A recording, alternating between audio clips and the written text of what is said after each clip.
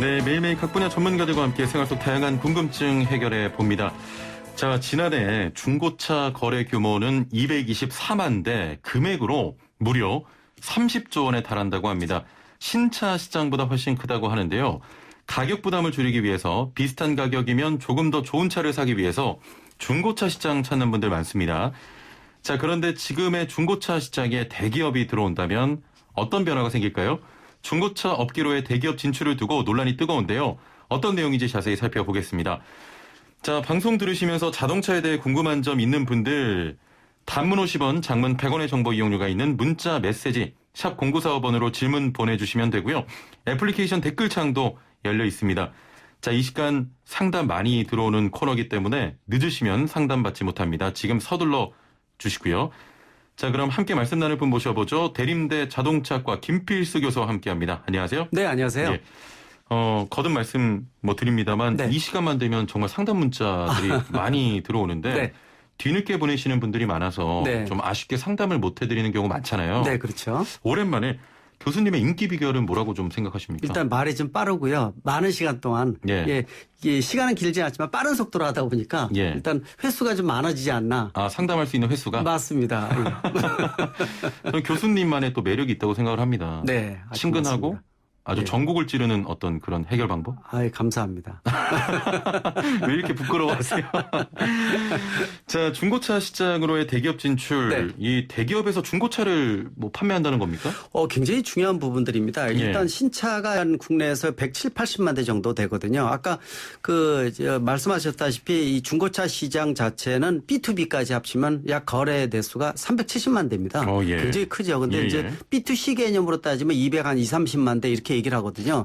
그리고 관련된 산업을 합치다 보면은 30조 원이 그러지만 더 넘게 보는 경우도 있고. 굉장히 그래서 크군요. 굉장히 큽니다. 그리고 왜 대기업이 신경 쓰냐면은 자동차 제작사 신차를 팔면은 약 3년 된 이후에 같은 차종이 타 경쟁 차종에 비해서 가격이 떨어지게 되면은 자기 차의 신차에 영향을 주기 때문에 신차와 중고차가 리사이클링 효과가 있어요. 그러다 보니까 또 규모도 워낙 크고 30조 원 정도 되니까요. 그러다 보니까 대기업이 이제 중고차 시장에 진출에 대한 부분들은 한 6, 7년 전부터 계속 노크를 했었지만은 정부에서 지난 정부에서 3년 동안 중소기업 적합업종으로 3년 동안 2번 연장이 됐었어요. 그게 이제 동반성장위원회에서 결정을 해서 대기업 진출을 못하게 했었거든요. 근데 그게 작년 말에 일몰이 되면서 생기업 지정이라는 게 새로 생겼어요. 그러다 보니까 원래는 동반성장위원회에서 결정을 했었는데 이번은 정부에서 중기부가 만들어지면서 동반위에서는 결정을 내드리더라도 중기부에다가 의견을 내면은 중기부에서 최종 결정되게끔 돼 있거든요.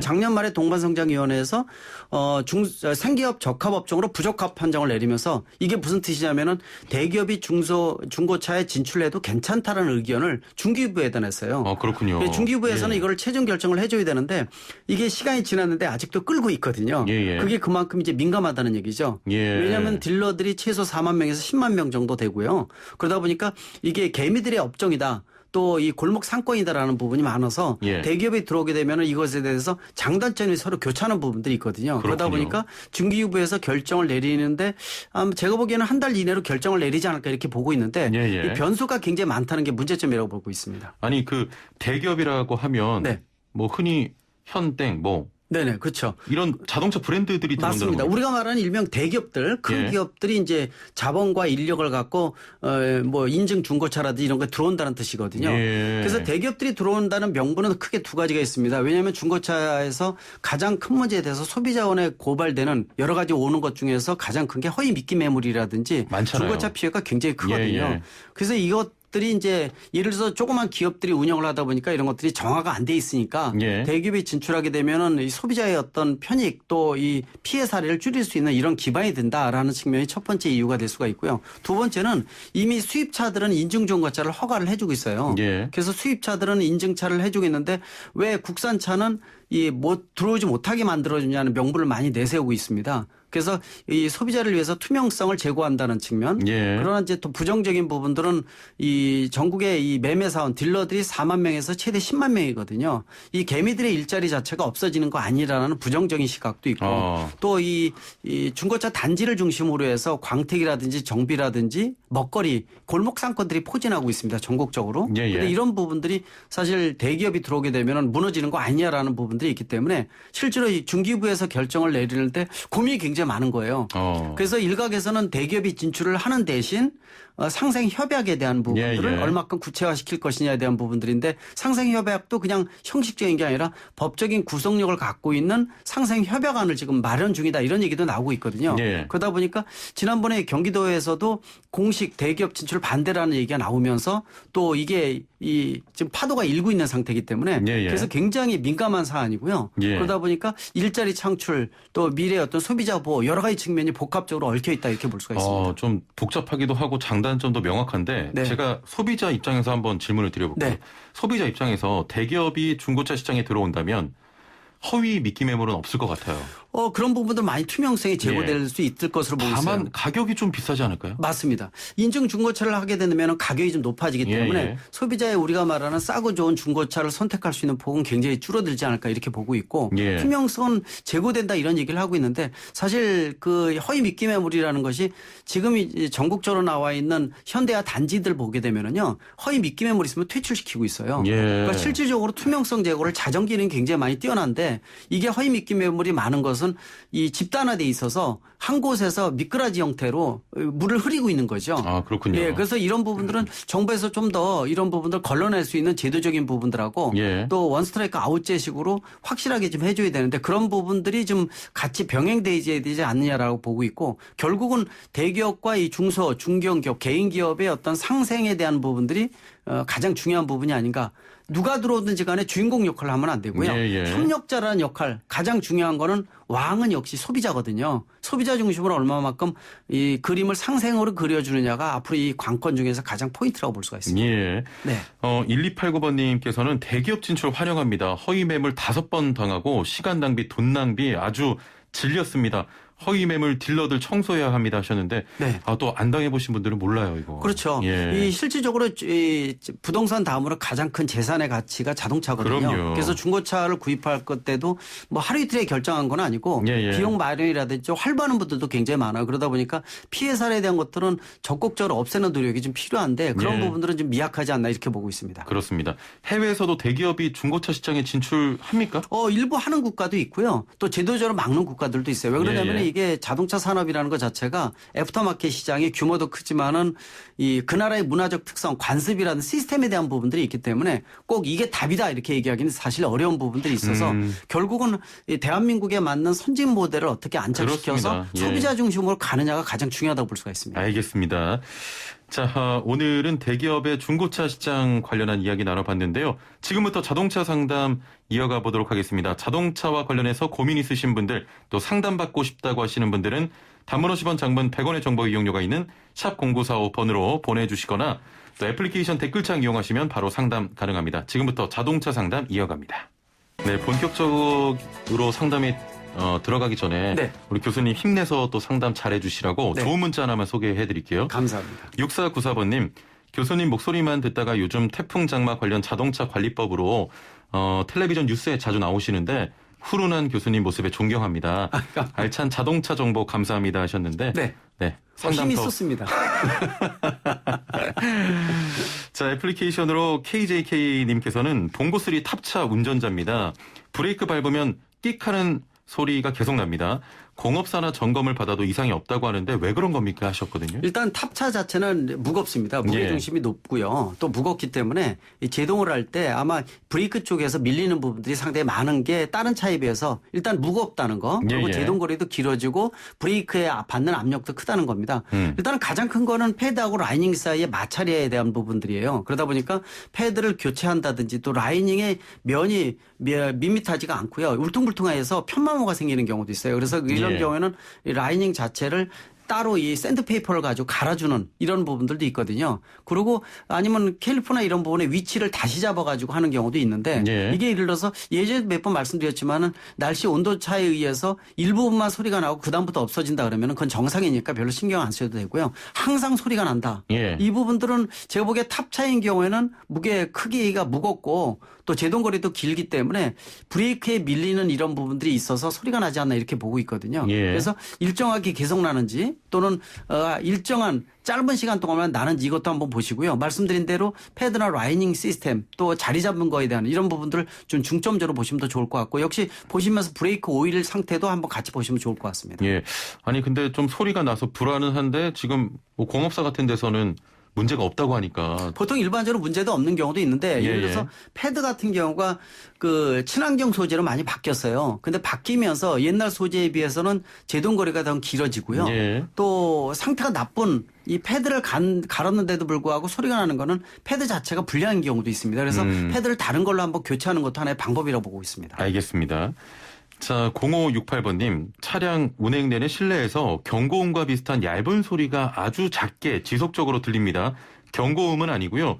계기판이나 다른 곳에 특이점은 없습니다. 점검 받아야 될까요? 하셨거든요. 뭐 소리가 특별하지 않으면은요, 또 계기판에 뜬다든지 소리가 예. 크게 울리는 경우가 경고라고 볼 수가 있어요. 가장 중요한 것은 계기판에 노란 등은 빠른 시간 내에 정비업소가 가라는 뜻이고 빨간 불은 운행 중지라는 뜻입니다. 예. 빨간 불이 굉장히 위험하고 별로 좋지는 않거든요. 근데 소리 같은 거 나는 경우가 문이 도어가 열렸다든지 또는 앞뒤를 간격을 갔을 때 이 경고음 같은 거 후진이나 전진할 때 경고음 들리는 것들 예. 이런 것들이라고 보고 있는데 만약에 이런 경고음도 아니고 미세하게 들리는 경고음이다 그러면은 어디 외부에서 들어온지도 잘 보셔야 될 것 같고요. 예. 또 안에서 들리는 것도 또 민감한 분들은 약간 소리에 대해서 굉장히 민감하게 드시는데 예. 정기적으로 소리가 난다라는 얘기는 분명히 문제점이 있기 때문에 한번 어디서 나오는지를 정확하게 좀 확인하셔야 될 것 같아요. 사실 이렇게 좀 상담을 들었을 때는 정확히 어떤 문제인지 모르겠습니다. 정확히 보기는 어려워요. 왜냐하면 경고음 자체가 여러 가지거든요. 이 내비게이션에서 나오는 경우도 있을 수 있고 블랙박스라든지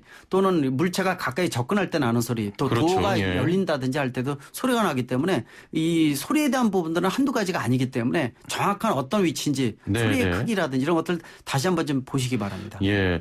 혹시라도 어디 쪽에서 나는지 저희 쪽에 보내주시면 다음번에 또 상담을 도와드리도록 하겠습니다. 4560번님. 저는 07년식 그랜저 TG를 사용하고 있습니다. 그런데 주행거리가 15만 킬로미터를 넘기다 보니까 차량 안전에 대한 걱정이 생기기 시작했는데요. 우선 제 차는 타이밍 벨트 교환 주기 및 관련된 부품 교환도 필요한 상황입니다. 금액적으로 적은 상황이 아닌데 차량 자체는 주행에 큰 문제가 없는데 고쳐 쓰는 게 좋을까요? 하셨네요. 지금 이 상태에서 고장난 건 아니니까 고쳐 쓰시는 것도 괜찮습니다. 그리고 타이밍 벨트도 이미 시간을 늦었어요. 타이밍을 놓쳤죠. 그래서 빨리 좀 한번 보셔야 될 것 같아요. 왜냐하면 타이밍 벨트는 끊어지게 되면 우회 밸브부터 전체가 나가서 엔진 전체가 갈아는 경우도 있습니다. 이 비용이 엄청나게 많이 들어가요. 그렇다고 타이밍 벨트 미리 갈아주게 되면은 역시 비용이 다른 어떠한 장치를 갈아주는 것보다 공임이 굉장히 높습니다. 보통 수십만 원 정도가 나오거든요. 근데 말씀드리는 대로 타이밍 벨트만 갈지 마시고요. 텐션 베어링이라든지 물펌프라든지 관련 벨트 세트가 지금 나와 있거든요. 세트를 통째로 갈아주시면 될 것 같고 갈아주시면서 비용이 비싸니까 차량 점검 전체적으로 서비스 받을 수가 있어요. 타이밍 벨트 가실 때요. 차량에 대한 전체 점검 한번 확인해 주세요. 그러면요. 웬만한 거 서비스로 많이 해주십니다. 지금 아예 손 보시는 경우에 한꺼번에 보시면 될 것 같고 2007년식 15만 킬로미터면은 한번 손 보면은 어느 정도 더 끄는데 지장이 없어요. 몇 년 더 끄는 괜찮습니다. 그리고 요새 국내 내수 국산차 같은 경우에 이 특성이 굉장히 내구성이 좋기 때문에요. 이 운전 습관에 따라 틀리지만은 조금만 신경 쓴다면 훨씬 더 오래 끌 수가 있으니까 이번에 타이밍 벨트 세트 가실 때 다른 장치까지 전체적으로 한번 손보시면은요.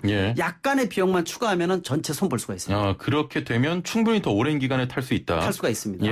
그렇다면 뭐 좀 고쳐서 운행하시는 게 좋겠네요. 일단은 차를 바꾸면은요. 신차를 바꾸건 중고차를 바꾸건 비용은 나가게 마련이고요. 중고차인 경우에도 몇백만 원 기본이고요. 신차는 통째로 몇천만 원 나갑니다. 결국 올해 누가 쓰느냐가 차 비용을 아끼는 부분이거든요. 그렇습니다. 그래서 차가 지겹지 않고 애착에 가면은요. 끝까지 모십시오. 알겠습니다. 명쾌한 답변이네요. 1081번님. 며칠 전 비가 많이 오는 날 조수석 창문을 열어놓고 집에 갔습니다. 밤새 비가 잔뜩 들어왔는데 일단 급한 대로 좀 닦아냈네요.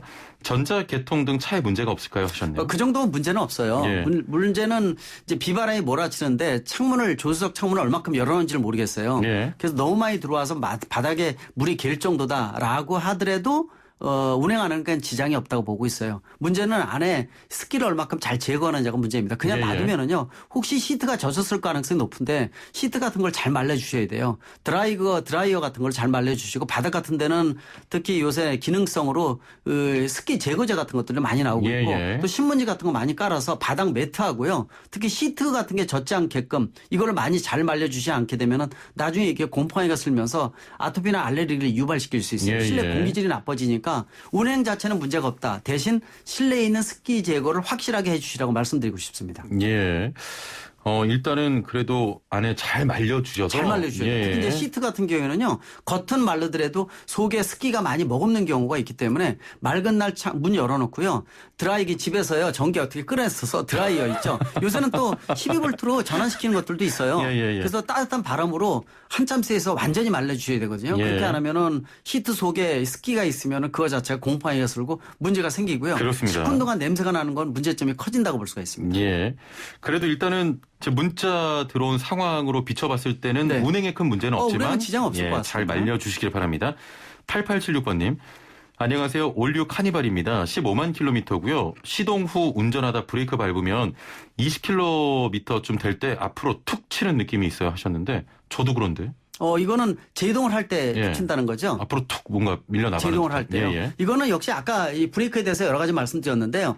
이 라이닝이나 이런 것들이 면이 면밀하지 못하면은요. 예. 밀리다가 잡히다가 하는 경우가 있어요. 예. 그러니까 다다닥거리는 경우도 있고요. 이런 것들은 아마 패드하고 라이닝에 대한 면이라든지 마모의 정도라든지 또 재질이라든지 이런 것들을 보게 되면은 소음도 없앨 수가 있지만 이렇게 순간순간 이렇게 잡히거나 잡혔다 가다가 이런 경우도 있거든요. 제동을 한 번은 쫙 하면 정확하게 일정하게 쭉 서야 되는데 그게 아니라 두두둑거리면서 밀렸다 잡히는 경우가 있어요. 이런 예, 것들이 예. 면이나 이런 것들이 일정하지 못하게 생기는 부분들이기 때문에 이 부분을 한번 점검하시면은 그렇게 큰 비용 없이 점검 가능하다고 보고 있습니다. 뭐가 문제가 있긴 한 겁니까? 이게 뭐 브레이크 그렇죠. 쪽에? 예를 들어서 예. 제일 중요한 것은 운전자보다 자기 차의 상태를 잘 아는 사람 없습니다. 예, 예. 근데 평상시에 이 제동이라든지 소음이라든지 또 냄새라든지 바닥에 뭐가 떨어졌다든지 이런 것들이 바로 차의 이상의 시작점이기 때문에 예, 예. 이걸 미리 조치하게 되면은 적은 비용으로 조치를 할 수가 있는데 그냥 놔두게 되면 문제가 커진다 이렇게 보고 있습니다. 예, 알겠습니다. 자, 오늘 말씀 여기까지 듣겠습니다. 감사합니다. 네, 고맙습니다. 네, 지금까지 대림대 자동차과 김필수 교수와 함께했습니다.